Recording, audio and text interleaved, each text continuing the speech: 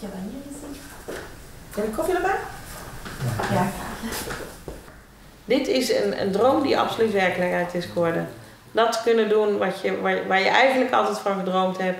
Is kunnen koken, mensen gastvrij kunnen ontvangen. Maar ook het stukje marketing, het stukje sales, de diversiteit. En het voor jezelf zijn. Bezig zijn. Je eigen beslissingen kunnen nemen. Dit vind ik mooi, dus dit doe ik. En ja, dat geeft je een waanzinnige brok vrijheid. Die kan ik gewoon niet onder woorden brengen. Dit is de thuiskamer. Hier kunnen de gasten zich terugtrekken. Als ze zin hebben, een boekje pakken uit de bibliotheek of een lekker wijntje uit de kast. Dit is een pand. Deze panden, als ook het naastgelegen pand, deze dateren uit 1654. Zijn bijna 400 jaar oud. Behoorden vroeger altijd tot dat waren de diaconiewoningen, behoorden tot de kerk. Het enige, en de balken hier uit dit pand dateren dus ook echt nog uit die periode. En dat sprak onmiddellijk aan, omdat we graag in een authentiek huis wouden logeren. En we hebben dan onmiddellijk eigenlijk een mail gestuurd om te vragen of dat er nog een kamer vrij was. En dat was zo.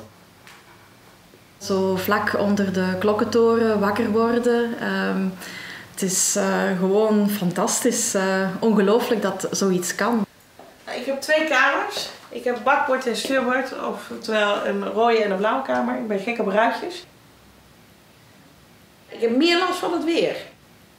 Maar echt van de crisis, ja, iedereen heeft last van de crisis. Dus ik kan daar heel weinig over zeggen, heb ik last van de crisis? Want dat weet ik niet. Ik ben in de crisis begonnen. Misschien als er geen crisis was geweest dat het nog harder ging. Maar er zit nog steeds een gigantische stijgende lijn in mijn bezettingsaantallen in. Dus nee, ja, volgens mij heb ik niet echt last van de crisis op dit moment. Wil je een koekje erbij? Ik heb Friese dumpjes en Friese suikerkoeken van de bak. Graag, dank je.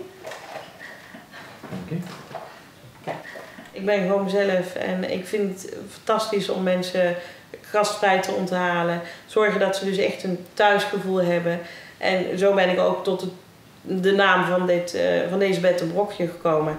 En dat is de thuiskamer. Ik vind het leuk als mensen zich thuis voelen.